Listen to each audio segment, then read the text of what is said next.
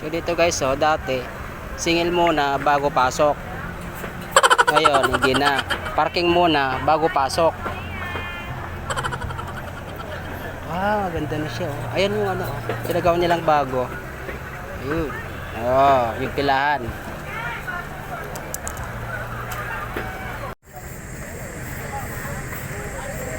Ida.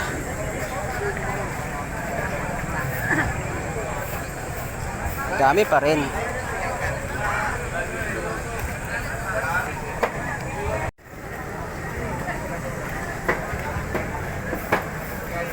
Yan. Pinong-minuto naglilinis si kuya. Yan, araw-araw yan. Oras-oras nagwawalis.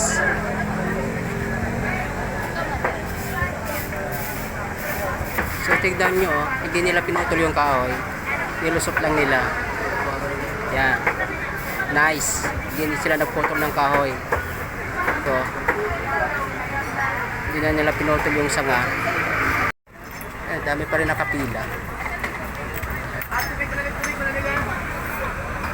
Edor, meron din tayo rito ah.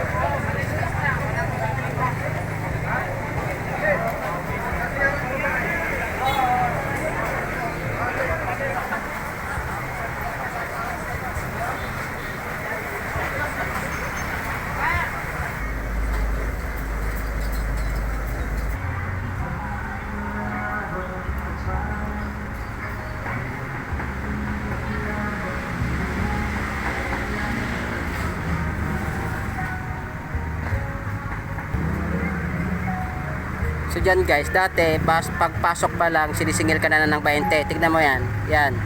Dire-diretso yan. Oh. Oh, yan. Yan na sinisingil. Paglabas na lang daw, bagong singil. Ayan. Oh. Ayan. Dyan ngayon siya magbabayad.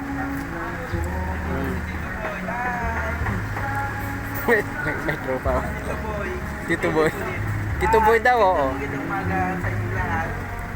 Ano? Dito sa Parisan ni Diwatan, sumilip muli si Tito Boy kung anong ganap at anong nangyayari sa paligid muli sa Diwata.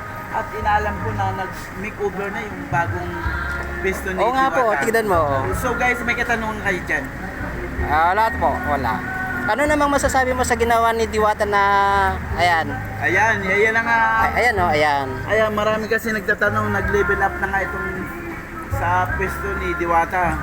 Yung kanyang paligid, talagang binubunga na para hindi raw mabasa yung tama. mga tao. Talagang inayos, pinaganda, pinalinis. Yun. Ay naku, grabe. Hindi ko maipaliwanag sa mga staff at hindi ko makita si Diwata. So, mamaya guys, aambusin natin na interview si Diwata dahil tama. wala akong lumabas, wala akong nakita ni Diwata. Wala nga po, wala mamaya. Dito sa kanyang parisan. So guys, huwag kayo kukurap, walang pipikit dahil nandito muli si Tito Boy na bumisita sa Diwata Paris Overload para alamin ang mga detalye, ang mga ganap dito sa kanyang pwesto sa Pasay City dahil minikover na nga ito. Kaya shoutout ako sa iyo dyan. Guys, sino ang pangalan? Mer TV. Ha? Mer TV. Mer? TV. Mer TV. Hi! Yay! Shoutout ako dyan. Shoutout Yung dyan. mga nanonood. Shoutout kay Boy ako sa Abunda. inyo dyan. Yes. Shoutout. Walang kukurap, walang pipikit. Yun. Dahil dito sa Diwata Paris Over, kayo ang bida. Ano? Oh! Mamaya nga.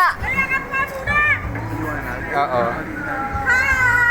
Walang edit yan. Ito yung may edit. Ano masasabi mo dyan, ma'am, sa ginawa ni Diwata? Di ba? Ibang taray.